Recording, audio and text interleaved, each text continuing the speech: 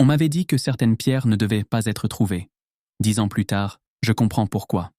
Le diamant noir, appelé carbonado, est peut-être la matière la plus mystérieuse jamais arrachée à la Terre. Né non pas dans les profondeurs du manteau terrestre comme ses cousins blancs, mais peut-être d'une météorite, d'une explosion stellaire il y a 3,8 milliards d'années, une hypothèse qui divise encore les géologues. Le plus grand spécimen connu, le Sergio, extrait au Brésil au début du XXe siècle, pesait un colossal 3167 carats, une masse de carbone noir poreux, brut, presque organique. Le plus cher jamais vendu aux enchères, le Spirit of the Grisogono, taillé à 312 carats, adjugé pour des dizaines de millions de dollars après avoir été serti dans une bague par le joaillier de Grisogono.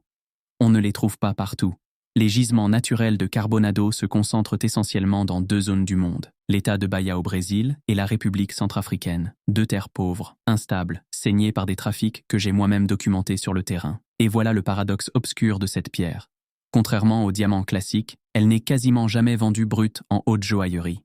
Elle est d'abord traitée, irradiée, chauffée pour intensifier ce noir profond et homogène qui fait fantasmer les collectionneurs. Une beauté artificielle sur une pierre d'origine cosmique. Le diamant noir ne vient pas de la Terre, il vient de l'univers. Chaîne initiative créée par James D. Exception,